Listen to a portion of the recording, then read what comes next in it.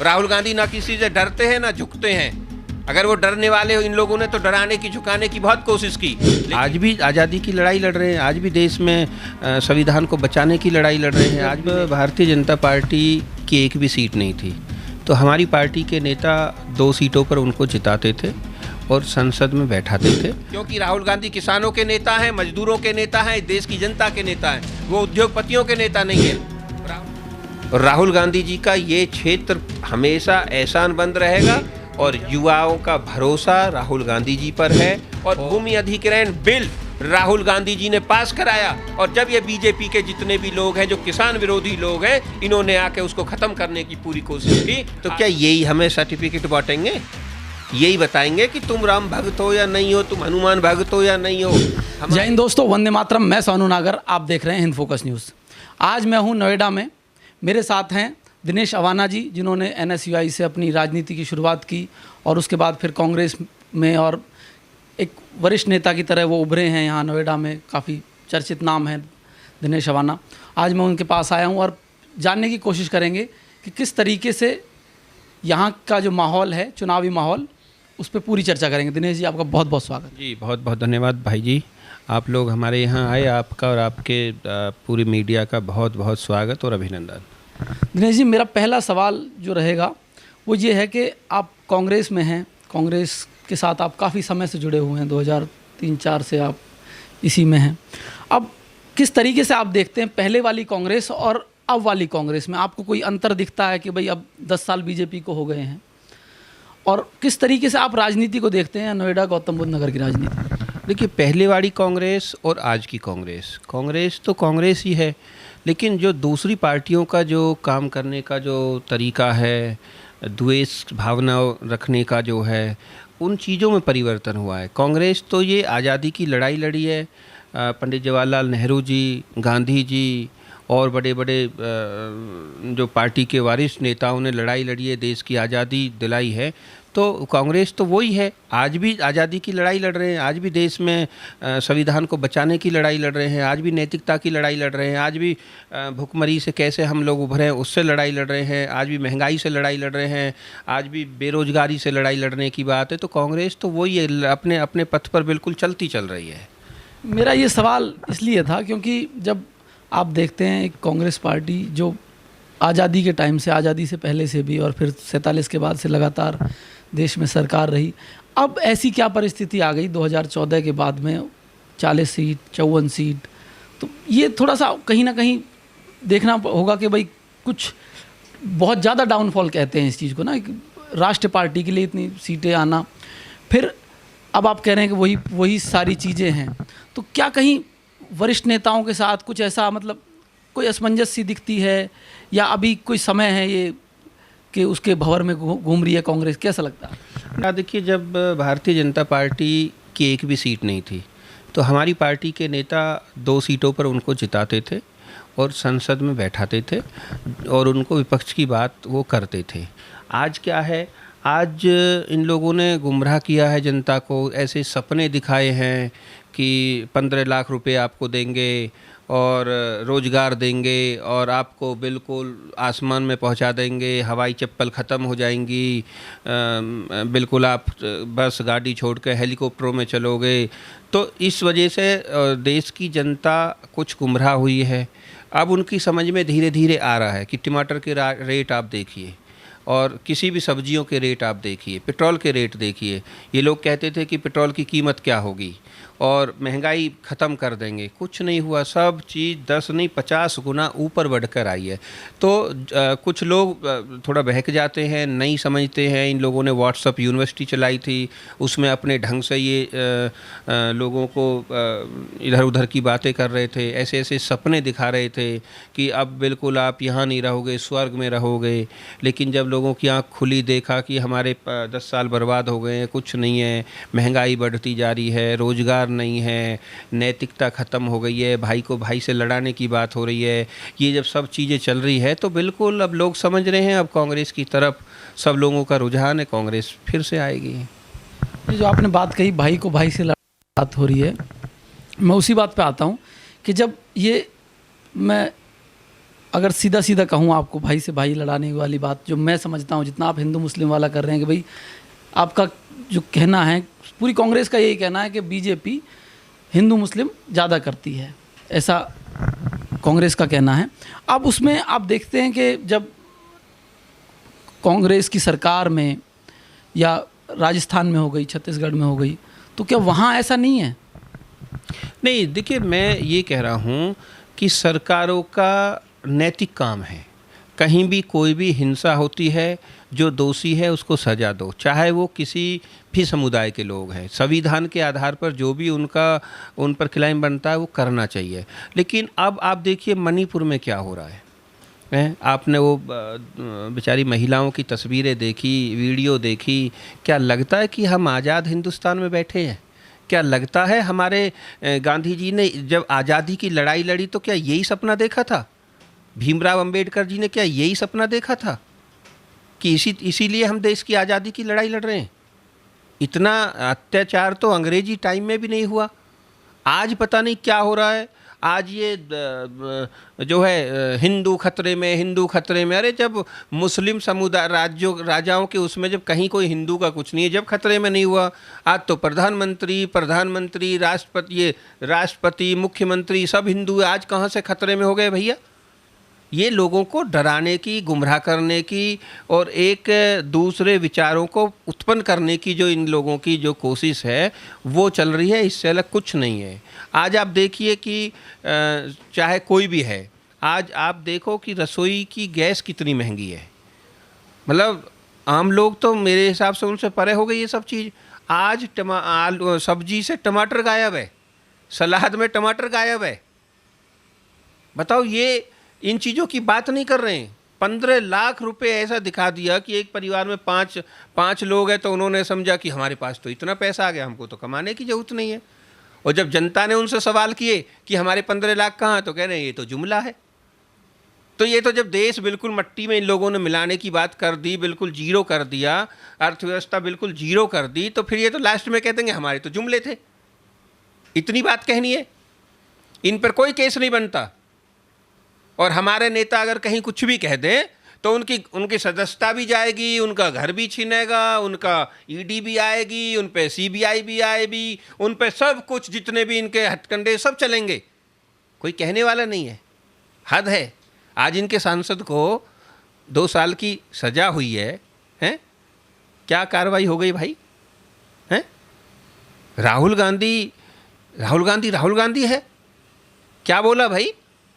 मैं अगला मेरा सवाल यही था जो आपने अभी बताया कि अभी तो वो संसद में जब ये सारी चीज़ें हुई और संसद सत्र जो है वो चल भी रहा है, तो अभी सुप्रीम कोर्ट से भी वो आ गया है, तो उस पर क्या रिएक्शन है आपका कि किस तरीके से आप देखते हैं कि एक तरीके से इसको जीत देखते हैं या बीजेपी की हार देखते हैं, या फिर ये पूरी राजनीति है? क्या ऐसा? देखिए, हम इसको की हार देखते हैं, ना किसी की जीत देखते हैं। हम इसको संविधान की सत्यमेव जयतेव की जीत मानते हैं, विजय है, और सत्यमेव जयतेव जीता है, और जिन लोगों की तानाशाही सोच है वो हारी है। और ये आप लोगों ने भी देखा है कि पूरे देश की जो जनता है वो किस तरीके से जब राहुल जी की सदस्यता छीनी तो लोगों में बहुत ज़्यादा एक रोष पैदा हो गया, और फिर उनका घर आप लोगों ने छीना। आज भी बीजेपी के कितने ऐसे लोग हैं जो 20 साल पहले सांसद रहे हैं, आज भी बंगला लिए बैठे हैं, उनका क्यों खाली नहीं कराया भैया? हैं? मतलब गुजरात के कोर्ट ने नोटिस दे दिया, सज़ा सुना दी, रातों रात में आपके पास आ गया, और दूसरे दिन ही आपने सदस्यता ख़त्म कर दी। अब दिल्ली में जो दिल्ली का कोर्ट है, संसद भवन से 2-4 किलोमीटर की दूरी पे, अब इनके पास नोटिस नहीं है। अब इनको नहीं दिख रहा कि सदस्यता बहाल हो गई है। ये लोग डरते हैं क्योंकि राहुल गांधी संसद में सवाल पूछते हैं, और वो अडानी अंबानी की बात करते हैं, बूझते हैं। तो बूझते हैं तो सरकार को जवाब देना होगा, क्योंकि राहुल गांधी किसानों के नेता हैं, मजदूरों के नेता हैं, देश की जनता के नेता हैं। वो उद्योगपतियों के नेता नहीं हैं।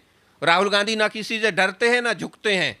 अगर वो डरने वाले हो, इन लोगों ने तो डराने की, झुकाने की बहुत कोशिश की, लेकिन वो राहुल गांधी है, वो राजीव गांधी जी के बेटे हैं, वो इंदिरा गांधी जी के वंशज है, वो पंडित जवाहरलाल नेहरू जी के वंशज है, जो अंग्रेजों से नहीं झुके, जो अंग्रेजों से लड़े, भगाए, अंग्रेजों को उन्होंने बाहर कर दिया और देश को आज़ाद कराया। ये वो राहुल गांधी है, उस परिवार से राहुल गांधी है। ये इनसे डरने झुकने वाले नहीं है, किसी भी कीमत पे नहीं है। और फिर राहुल गांधी जी संसद में जाएंगे, फिर जाकर वही सवाल करेंगे, फिर अपनी बात को बुलंद करेंगे और पूरे देश की नहीं, पूरे विश्व की जनता इस चीज़ को देखेगी कि राहुल गांधी अपनी बात को रख रहे हैं। इन जैसे लोग डरा झुका नहीं सकते राहुल गांधी को। राहुल गांधी जनता के नेता हैं। मुझे ऐसा लग रहा है कि जब राहुल गांधी जी ने वो फ़ोटो जब दिखाई थी संसद में अडानी के साथ, और भी उन्होंने बहुत सारे आरोप जब लगाए, तो वो बदले की राजनीति कहीं ना कहीं बीजेपी कर रही है। बिल्कुल पूरी बदले की राजनीति थी भाई। अगर किसी उद्योगपति से अगर कोई बात बूझ रहे हैं, उनके बारे में बोल रहे हैं, तो इतनी मित्रता को निभाने की जरूरत क्या थी कि सब आनंद फानन में सदस्यता भी खत्म, ये भी खत्म, वो भी खत्म। अरे भाई, जो लोकप्रिय है उनको आप कैसे खत्म कर दोगे? हैं, इसका मतलब तो ये उद्योगपति सब कुछ चलाएंगे। हमारा उद्योगपति से मतलब विरोध की भाषा नहीं है ना। हम ये कह रहे हैं कि आप करिए जो भी कुछ करना है, लेकिन इस देश का जो किसान है, मजदूर है, युवा है, स्टूडेंट है, महिलाएं हैं, बुजुर्ग हैं, नौजवान हैं, इनके बारे में भी तो सोचोगे? नहीं सोचोगे। उनके लिए रोजगार की व्यवस्था करोगे? नहीं करोगे। उनके लिए हॉस्पिटलों की करोगे? उनके लिए शिक्षा की करोगे? उनके सही जीवन के आलन चालन के लिए कुछ करोगे या नहीं करोगे? खाली जुमलेबाजी जुमलेबाजी जुमलेबाजी। अब ये देश जाग चुका है, अब जुमलेबाजी नहीं चलने वाली है। जब ये संसद की सदस्यता गई, फिर अब तो बहाल हो गया है, सुप्रीम कोर्ट का भी ऑर्डर आ चुका है। अब 2024 के चुनाव भी बहुत नज़दीक हैं। अभी कर्नाटका में एक बहुत बड़ी विजय जो हुई कांग्रेस की, वहाँ से किस तरीके से देखते हैं आप कांग्रेस को? अभी कहाँ, किस तरीके से आप देख रहे हैं कि 2024 के लिए क्या तैयारी है आपकी? अगर यहाँ बात की जाए, नोएडा और गौतम बुद्ध नगर का जो क्षेत्र है, यहाँ तीनों सीटें जो हैं वो बीजेपी की हैं विधानसभा में, प्लस जो एमपी की सीट है वो भी बीजेपी है। मतलब टोटल बीजेपी का ही आप गढ़ समझिए एक तरीके से। अब अपनी आप कांग्रेस की राजनीति को, आप काफ़ी घूमते हैं, जगह जगह जाते हैं, आप इस समय 2024 के लिए क्या कहाँ देखते हैं नोएडा को? देखिए, राहुल गांधी जी ने देश के आज की सदी के पहले नेता हैं जिन्होंने 3504,000 किलोमीटर पदयात्रा करी और लोगों का दुख दर्द बांटा। जो ये बीजेपी वाले लोग कहते थे कि सोने की चांदी की चम्मच लेकर पैदा हुए हैं, उनको ये दिखा दिया है कि ये वो राहुल गांधी है। ये 4000 किलोमीटर की पदयात्रा कर कर देश की जनता से जुड़ सकते हैं, उनके दुख दर्द को जान सकते हैं, उनकी समस्याओं को जाना है। और उसी का पूरा आपने देखा है कि आपने देखा कि हिमाचल हम लोग जीते, आपने देखा कि कर्नाटका में पूरी सरकार तन मन बल सब कुछ इन्होंने लगा दिया, लेकिन क्या हुआ? मुँह की खानी पड़ी। अब आप देखिए एमपी में क्या होगा, कांग्रेस की सरकार एक तरफा आ रही है। आप देखिए हरियाणा में क्या होगा, कांग्रेस की सरकार आ रही है। आप देखिए राजस्थान में कांग्रेस की सरकार रिपीट कर रही है। आप देखिए छत्तीसगढ़ में कांग्रेस की सरकार रिपीट कर रही है। और उसी को देखते हुए आपने उत्तर प्रदेश की बात करी है। आदरणीय प्रियंका गांधी जी ने यहाँ पर बहुत काम किया है, उनकी जो पूरी टीम है उन्होंने यहाँ पर बहुत काम किया है। और आप देखो गौतम बुद्ध नगर की आप बात करो तो यहाँ का एक एक वोटर राहुल गांधी जी से और प्रियंका गांधी जी से प्रेरित है और प्रभावित है। उसका कारण ये है कि पदयात्रा हो, चाहे प्रियंका जी ने यहाँ उत्तर प्रदेश में चाहे किसी दलित की बेटी के साथ बलात्कार हो, चाहे किसी गरीब के साथ कोई परेशानी हो, तो चाहे आप हाथरस कांड देखिए, चाहे आप उन्नाव कांड देखिए, चाहे आप किसानों पर इनके नेताओं ने जो गाड़ियाँ चढ़ाई है वहाँ जाने की बात देखिए, चाहे कहीं भी आप देखिए, जिस तरीके से कांग्रेस के राहुल गांधी जी और आदरणीय प्रियंका गांधी जी ने पूरे उत्तर प्रदेश में आवाज़ उठाई है। क्योंकि दिल्ली से सटा हुआ नोएडा गौतम बुद्ध नगर है और गौतम बुद्ध नगर के तमाम कार्यकर्ता पूरी मजबूती के साथ अपने नेता के आह्वान पर और अपने क्योंकि सब कांग्रेस के एक एक वर्कर, कांग्रेस के ही नहीं दूसरी पार्टियों के भी और तमाम जनता में इस चीज़ का बहुत बड़ा रोष है कि आपने राहुल गांधी जी की सदस्यता छीन ली, घर छीन लिया, ईडी लगा दी, ये दुनिया भर के। तो इन चीज़ों से हम लोग घूमते हैं क्षेत्र में जा कर के, तो महिलाएं आज बूझती है कि सिलेंडर के क्या रेट है, पेट्रोल के क्या रेट हैं, टमाटर के क्या रेट हैं, हरी मिर्च के क्या रेट हैं, प्याज के क्या रेट हैं, आलू के क्या रेट हैं। लोग खाना नहीं खा पा रहे भाई। अब इन लोगों को पता है जिम्मेदार कौन है। जिम्मेदार तो ये लोग हैं जिन्होंने सपने दिखाए, और सपने अगर आँख नीचे पे आप सपना दिखा रहे हो तो समझ में आता, जब आँख खुलती है, आँख खुली पे ही सपना दिखा रहे हो तो लोग बेवकूफ़ तो रहे नहीं। हर व्यक्ति आज अपनी आज़ादी में जी रहा है, सबको पता है कौन झूठ बोलता है, कौन गलत बोलता है, कौन जुमलेबाजी की राजनीति करता है, कोई ज़मीनी बात करता है। आप देखिए जहाँ जहाँ प्रियंका गांधी और राहुल गांधी जी गए हैं, जहाँ जहाँ पर उन्होंने बोला है, चाहे वो हिमाचल हो चाहे कर्नाटक हो, पहली ही कैबिनेट में अपनी बातें रख करके पूरा किया। आप देख लीजिए यूपी में इनके घोषणा पत्र को उठा के देख लो, एक भी काम हुआ हो, देश में कहीं एक काम हुआ हो। कितनी हॉस्पिटल खुल गई हैं, कितने कॉलेज खुल गए हैं, कितने इंस्टीट्यूट खुले हैं, कुछ है ही नहीं तो क्या करोगे। और भैया नोएडा में आप देखिए, नोएडा में इन लोगों ने यहाँ पर पंचायती चुनाव ख़त्म कर दिए हैं। प्रधान नहीं है, बीडीसी नहीं है, प्रमुख नहीं है, जिला पंचायत चेयरमैन नहीं है। तो इन लोगों ने यहाँ की जनता को तो मतविहीन कर रखा है, जो कि बिल्कुल गलत है। आज गांव में किसी का कोई परिवार में कोई घटना घट जाती है तो उनकी समस्या सुनने वाला नहीं है। किसी की मौत हो जाती है तो मृत्यु प्रमाण पत्र कहाँ जाके बनवाएंगे, कौन उनकी पुष्टि करेगा, कुछ है ही नहीं। और आप देखिए कि यहाँ पर नोएडा में दुनिया भर के प्राइवेट कॉलेज, एक एक कमरे में प्राइवेट स्कूल चल रहे हैं, कॉलेज चल रहे हैं, और MBA BA MA और MS उसकी MBA और BBA की उनकी क्लासें चल रही हैं, एक एक कमरे में चल रही हैं। दुर्भाग्य की बात है 7 लाख वोटर है, 7.5 लाख वोटर नोएडा विधानसभा में है, 6 के आसपास दादरी विधानसभा में है, 5 के आसपास जेवर विधानसभा में है। लेकिन आप देखिए जेवर में कोई डिग्री कॉलेज नहीं है, दादरी में कोई डिग्री कॉलेज नहीं है, एक महिलाओं का बादलपुर में है गवर्नमेंट कॉलेज। नोएडा में एक डिग्री कॉलेज है, मात्र एक डिग्री कॉलेज है, उसमें भी 200 300 400 500 सीटें हैं। जिस शहर की आबादी 20 लाख की हो और वहाँ पर एक डिग्री कॉलेज, और उसमें भी सब्जेक्ट ना हो, उसमें भी लॉ ना हो, उसमें भी BEd ना हो, उसमें भी MSc ना हो, उसमें भी बायोगणित मैथ ना हो, तो किस चीज़ का कॉलेज, किस चीज़, यहाँ के प्रतिनिधि क्या कर रहे हैं, क्या इसके साथ में क्या हुआ है। ये कांग्रेस की देन है कि नोएडा को बसाया गया है, लेकिन जब से कांग्रेस की सरकार नहीं आई है, कांग्रेस नहीं आई, जब से यहाँ लोगों ने इसको लुटाई का अड्डे बना रखे हैं।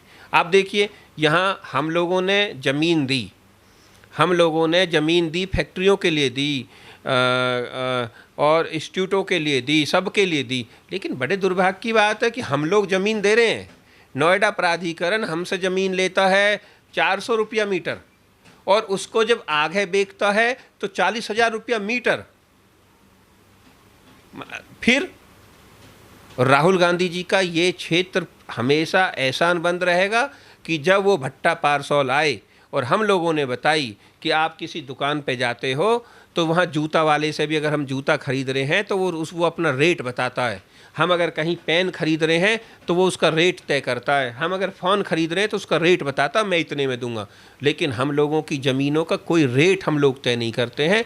ये उठा करके उसको एक ट्रेजरी बना रखी है, उसमें डाल देते हैं, लेना लो नहीं तो बिल्डोजर आएंगे सबको ख़त्म कर देंगे। हमने आदरणीय राहुल जी को ये बात समझाई और भट्टा पारसौल से इसकी लड़ाई हुई और भूमि अधिग्रहण बिल राहुल गांधी जी ने पास कराया। और जब ये बीजेपी के जितने भी लोग हैं जो किसान विरोधी लोग हैं, इन्होंने आके उसको ख़त्म करने की पूरी कोशिश की और आज इनका वही रूप है। आज ये उद्योगपतियों को पसंद कर रहे हैं, करिए, लेकिन किसान भाइयों को जो अन्न पैदा कर रहा है, जो अनाज पैदा कर रहा है, जो आप लोगों के पेट की भूख बुझाने की कोशिश करता है, उसको मत भूलिए, उसको मत धकेलिए। किसान बॉर्डर पर बैठा रहा 11 महीना, इन लोगों की आंख मिची रही, पागल बना रहे हैं लोगों का। किसी भी कीमत पर नहीं चलेगा। गौतम बुद्ध नगर की जनता जाग चुकी है। हमारा एक एक कार्यकर्ता लगा हुआ है और पूरी मजबूती के साथ आने वाले चुनावों में आप देखिए कि कांग्रेस पार्टी बहुत मजबूती के साथ उभर कर आएगी और राहुल गांधी जी हमारा नेतृत्व करेंगे और युवाओं का भरोसा राहुल गांधी जी पर है और आपने देखा है कि विपक्ष की जो हमारी एकता है उसमें सभी लोग हमारे आपस में जो हम लोगों ने जो नाम दिया है इंडिया, उन्हें तो इंडिया के नाम से ही परेशानी हो गई। क्यों भाई, हद है, बिल्कुल हॉपलेस हो गए। तो इन लोगों को हॉपलेस ही नहीं, अभी ये लोग कुर्सियों को छोड़कर भागेंगे और जब ये हट जाएंगे तो देश की जनता इनसे सवाल जवाब करेगी, इनको कहीं लुबकने के लिए भी जगह नहीं मिलेगी। आपने जो सारी बातें बताई, राहुल गांधी जी जिस तरीके से आवाज़ उठाते हैं, वो जब पेट्रोल की बात करते हैं तो इतना बैरल आ रहा है, इतना बैरल जा रहा है, वो भी सारी बातें करते हैं। लेकिन मैं कर्नाटका से मेरा एक सवाल रहेगा। कर्नाटका में जब आपकी कांग्रेस की सरकार बनी तो वहाँ पे एक बहुत ज़्यादा पावर जो है वो बीजेपी की तरफ से भी लगी, लेकिन कांग्रेस की तरफ से जो बजरंग दल को, विश्व हिंदू परिषद का जो एक वो है ग्रुप है बजरंग दल के नाम से हिंदुओं का, उस पे बैन लगाने की बात हुई, उसको बंद करने की बात हुई, उसको एक आतंकवादी संगठन घोषित करने की कोशिश वहाँ के लीडरों ने की। हालांकि ऊपर वाले लीडरों ने मना किया कि भाई ऐसा नहीं है। तो उसको किस तरीके से देखते हैं आप? ये हिंदू मुसलमान वाली राजनीति तो वहाँ भी हो रही है। नहीं, हिंदू मुस्लिम की राजनीति अलग है और किसी संगठन के लिए बोलना ना बोलना, अगर कोई, मैं कहता हूँ कि कोई गलत काम अगर यहाँ कर रहा है तो आप उसको गलत कह सकते हो सकता है कि उसी संगठन के लोग अगर अच्छा काम कर रहे हो तो आप उसको अच्छा भी कह सकते हो, लेकिन उनकी विचारधारा क्या है, मेन लड़ाई है विचारधारा की। और जो वहाँ पर कर्नाटका में जो बोला गया, भाई हनुमान जी हमारे भी हैं, राम जी हमारे भी हैं, कृष्ण जी हमारे भी हैं, सब हमारे हैं, हम दीपावली पे पूजा करते हैं, हम जो है गोवर्धन पूजते हैं, हम जो है सब चीज़ करते हैं, हम बजरंग बली जी के भक्त हैं, हम उनकी पूजा करते हैं। तो क्या यही हमें सर्टिफिकेट बांटेंगे? यही बताएंगे कि तुम राम भक्त हो या नहीं हो, तुम हनुमान भक्त हो या नहीं हो? हमारे कण कण में राम बसता है, हमारे कण कण में हनुमान जी बसते हैं, हमारे कण कण में इस देश का एक एक देवी देवता बसता है, हमारे देश में इस देश की समूची बिरादरियां बसती है, हमारे मन में इस देश में जो भी जात बिरादरी है वो सब हमारे मन में है। हम सबका सम्मान करते हैं और हम भी ये चाहते हैं कि सब हमारा सम्मान करें। इसमें ये जो कहने वाली जो बात है इनकी, ये बिल्कुल गलत है। ये कोई ठेकेदार नहीं है, हनुमान जी ने इनके घर में जन्म नहीं लिया है, रामचंद्र जी ने इनके घर में जन्म नहीं लिया है। दीपावली पे हम भी मिठाई बांटते हैं। जब रामचंद्र जी रावण को लंका को जीत करके आए थे और जब अपने घर पे पहुँचे थे तो हम भी मिठाइयाँ बांटते हैं, हम भी पूजा करते हैं, सब लोग करते हैं। इनके सर्टिफिकेट की ज़रूरत नहीं है हम लोगों को। तो इसलिए भगवानों के नाम पर राजनीति नहीं करनी चाहिए, देवी देवताओं के नाम पर राजनीति नहीं करनी चाहिए। वो हमारी आस्था है और हमारी आस्था वो चलती रहेगी, लेकिन उसके साथ साथ में आज ज़रूरत है रोज़गार की, आज ज़रूरत है महंगाई को ख़त्म करने की, आज ज़रूरत है युवाओं को अच्छी तकनीकी एजुकेशन देने की। लेकिन उन चीज़ों से ये परे है, कुछ नहीं होना। सिर्फ इनको जागते हैं तो राहुल गांधी, सोते हैं तो राहुल गांधी, खड़े होते हैं तो राहुल गांधी। राहुल गांधी जी से इतना क्यों डर रहे हो? अरे राहुल गांधी जी से डरने की जरूरत नहीं है, आप इस देश की जनता की बात करिए, क्योंकि इनके मन में चोर है। ये एक किसी अलग लोगों की बात करते हैं और राहुल गांधी जी पूरे देश की जनता की बात करते हैं। तो इनको ये है कि जिस दिन ये भंडा फूटेगा, जिस दिन ये बात लोगों तक पहुंचेगी, उस दिन तुम लोग कहीं रह नहीं पाओगे। तो इन लोगों को डर है, राहुल गांधी जी से डरते हैं। और राहुल गांधी जी कहते हैं कि डरो मत। कांग्रेस का कोई कार्यकर्ता डरता नहीं है, झुकता नहीं है, अपनी बात को रखता है, मजबूती से कहता है। चुनाव हारे हैं, हारते रहो, जीतते रहो, ये एक व्यवस्था है, आती जाती रहेगी, इसमें किसी का कोई मतलब नहीं है। अगर हम चुनाव हारे हैं तो उन चीज़ों पे मंथन कर रहे हैं कि हम चुनाव क्यों हारे हैं, और आगे हम लोग चुनाव जीतेंगे तो उन चीज़ों पे भी हम लोग मंथन कर रहे हैं। हम लोग इन लोगों की तरह झूठे वादे नहीं करेंगे कि तुमको जहाज दे देंगे, हेलीकॉप्टर दे देंगे। हम लोग, हमारे नेताओं ने जो कर्नाटका में बोला वो पहली कैबिनेट मीटिंग में पास कर दिया, जो राजस्थान में बोला वो कर दिया, जो हिमाचल में बोला वो कर दिया।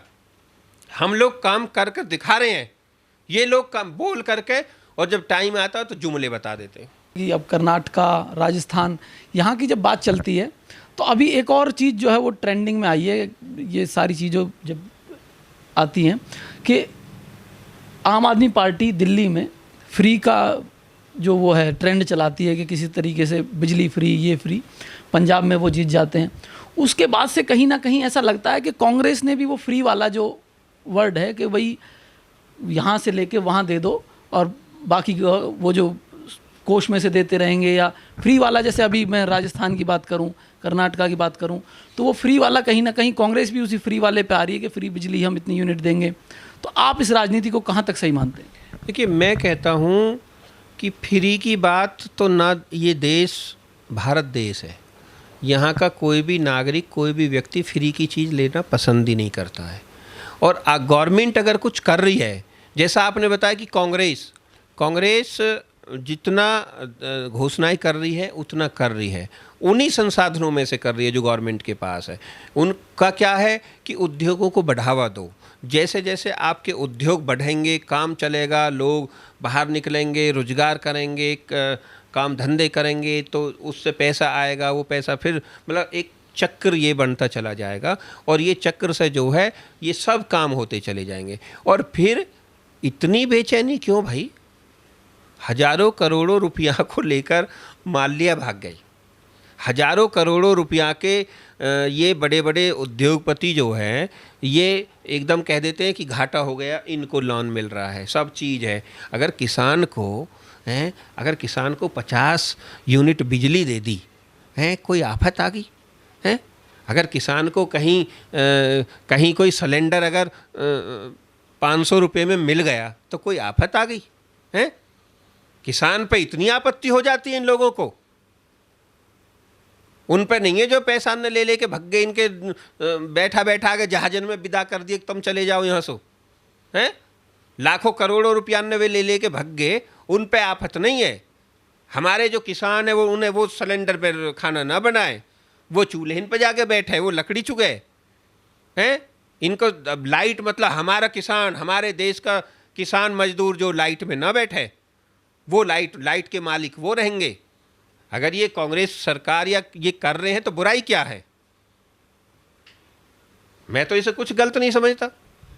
मेरा एक सवाल और रहेगा, यहाँ गौतम बुद्ध नगर की धरती से एक विवाद जो है वो काफ़ी चर्चित है, ये आपने भी सुना होगा, सम्राट मिहिर भोज वाला।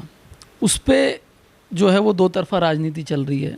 दोनों जो गुट हैं, राजपूत कहते हैं वो हमारे हैं, गुर्जर समाज कहता है वो हमारे हैं।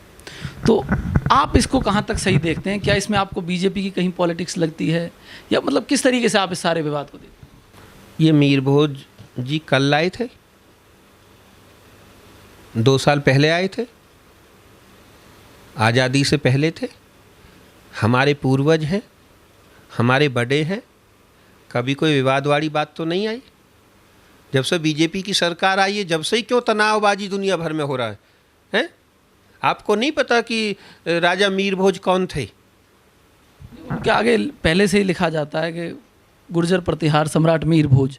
तो जो राजपूत समाज है वो बताते हैं कि ये गुर्जर प्रतिहार जो लिखा हुआ है ये जातिगत नहीं है, ये स्थान के बारे में बता रखा है कि गुर्जर जो वहाँ का एक स्थान था, इस तरीके से। ये लोग लड़ाने की बात करते हैं। मतलब अब देखिए, पहले तो हिंदू मुस्लिम को लड़ाएंगे, फिर गुर्जर से ठाकुर को लड़ाएंगे, फिर ब्राह्मण को क्षत्रिय से लड़ाएंगे। मतलब इन लोगों का यहाँ तक की है, आज आप देखिए इतना जहर घोल दिया है कि आप युवाओं के बलियान ये कपड़े उतरवा के देखो तो उनकी जो टी शर्ट और बलियान है ना, उन पे लिख रहा है, किसी के पे गुर्जर लिख रहा है, किसी के पे अवाना लिख रहा है, किसी के पे क्षत्रिय लिख रहा है, किसी के पे कुछ।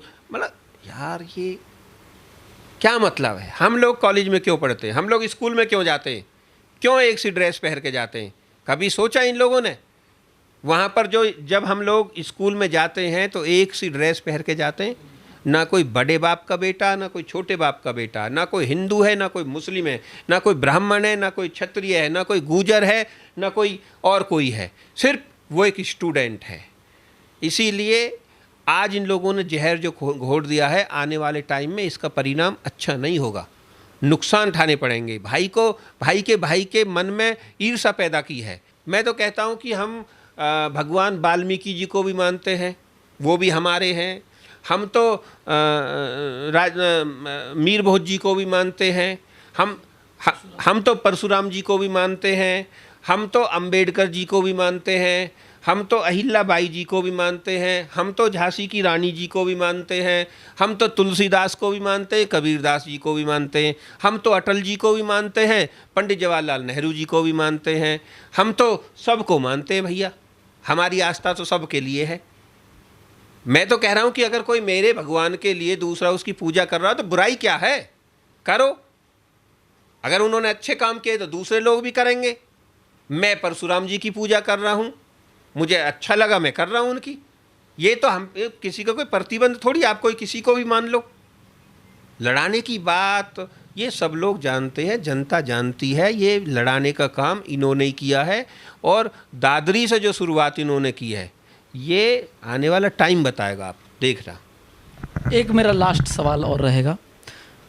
अब बीजेपी ने 370, उसके बाद फिर राम मंदिर, अब जो है यूनिफॉर्म सिविल कोड लाने की बात हो रही है, उस पर आपकी क्या प्रतिक्रिया है? क्या लगता है आपको, यूनिफॉर्म सिविल कोड ठीक रहेगा या कुछ जनजातियों के लिए आसाम में या उधर इधर बहुत विरोध हो रहा है हर जगह, कांग्रेस इसके साथ है या नहीं है, या फिर आपका पर्सनल क्या इस पर रिव्यू रहेगा? देखिए, आप देखो, हमारे यहाँ संविधान और हमारा भगवान भी संविधान है, हमारे आने वाला भी संविधान है, हमारा जो गया है वो भी संविधान है। अगर आज हम आज़ाद हैं तो संविधान के ही आगे, संविधान को ही लेकर हम लोग आगे बढ़ते हैं और उसी की शपथ लेते हैं, उसी पर हम लोग मानते हैं। कुछ चीज़ों से किसी को फ़र्क होता है। मतलब आप देखिए, सोवियत संघ का विघटन कैसे हुआ?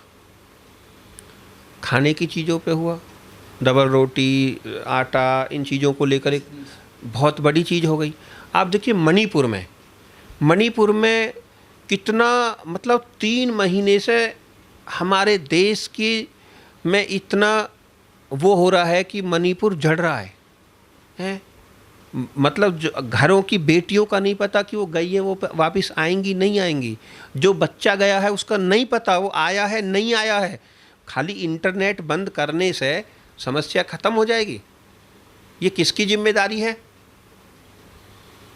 किसी के, हमको लोकल मुद्दे की बात भी करनी है। आप कोर्ट की बात बता रहे हो, इन सब चीज़ों की बात बता रहे हो, ये सब चीज़ परे हैं। इन चीज़ों पे हमारे हाईकमान के जो लीडर हैं वो सोच समझ के अपना विचार देते हैं। हमारे जो सांसद में जो हमारे विपक्ष के नेता वो देते हैं, राज्यसभा में हमारे वो देते हैं, जो लिखित में जो सब चीज़ है वो करते हैं।